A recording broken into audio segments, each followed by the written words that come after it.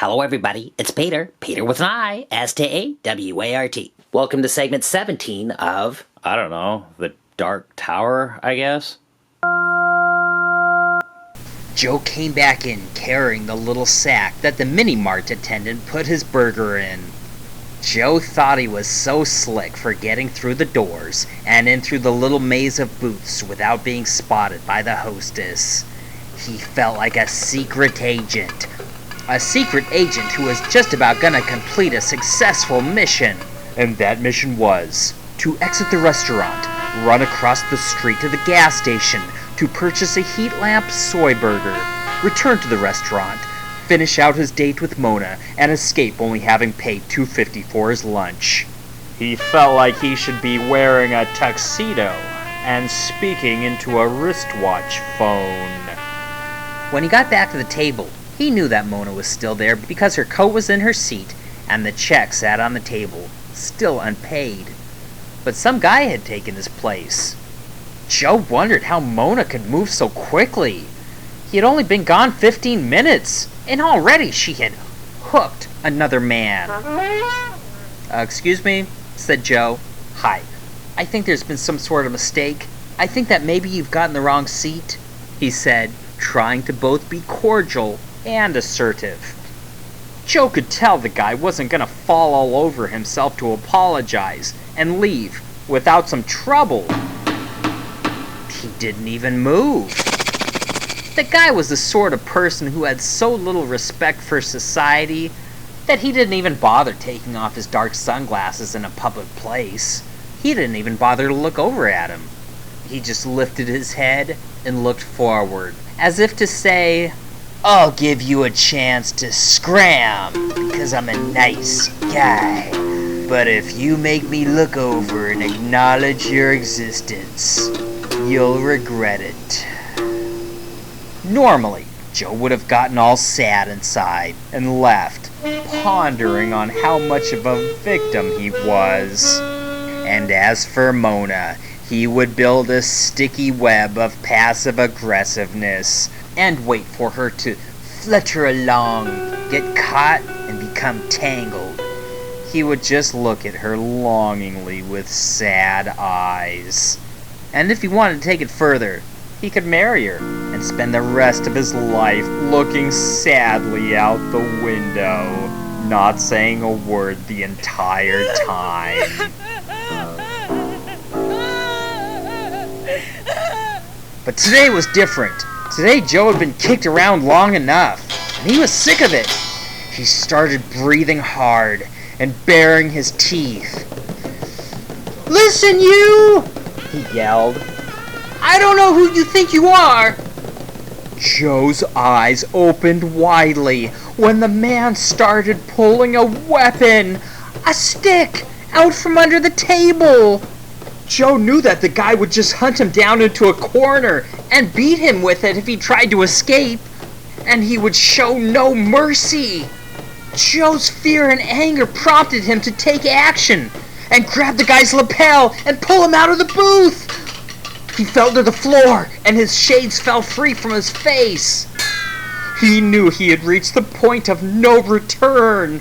Joe knew that the guy was slow to get up simply because he had been taken off guard, but once the man's rage was at full steam, he would be unstoppable. Joe thought about kicking him while he was on his hands and knees, but decided against it. And then he kicked him anyway, and kicked him again. The whole ordeal caused quite a stir throughout the entire place.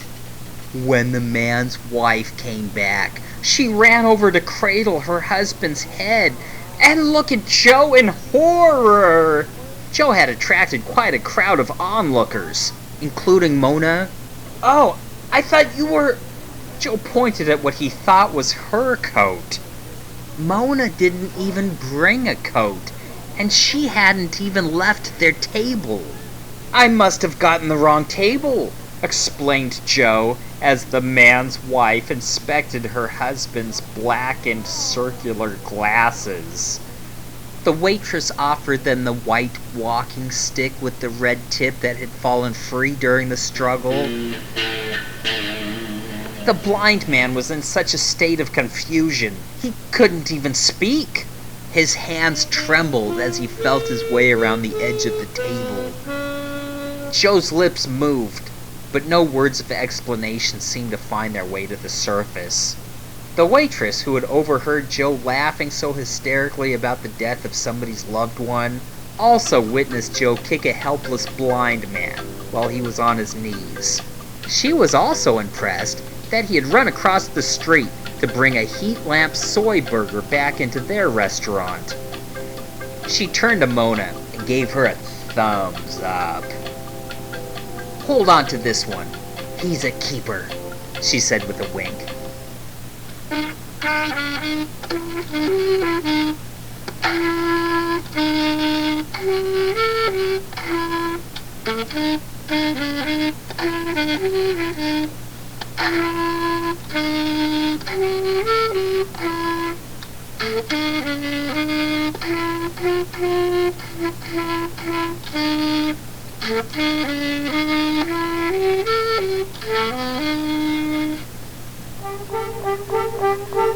Chapter 17.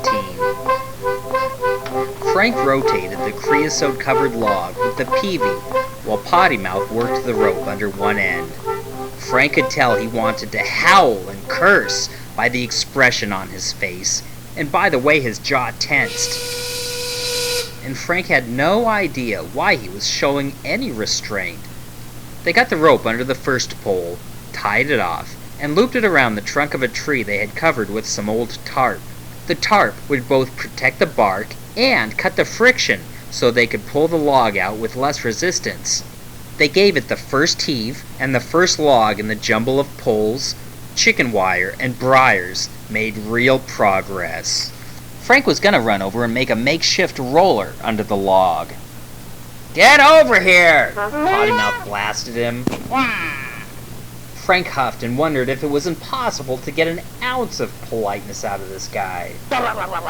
After they did it his way, and positioned the pole so that they could roll it better, they worked on the second, and then the third, and the task seemed less and less impossible. When they took a rest to save their backs, Potty Mouth stepped over and grabbed an old bucket that had been left there before the flora grew up and buried it. Potty Mouth playfully put it on his head. Frank gave a courtesy chuckle. What he should have done is clap slowly and deliberately and said flatly, "Congratulations, you look like a real jerk.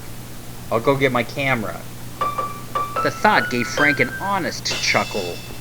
They moved a few more logs, only leaving the ones at the very bottom that were stuck in the mud and needed to be freed from the wild grass that had swallowed them over time.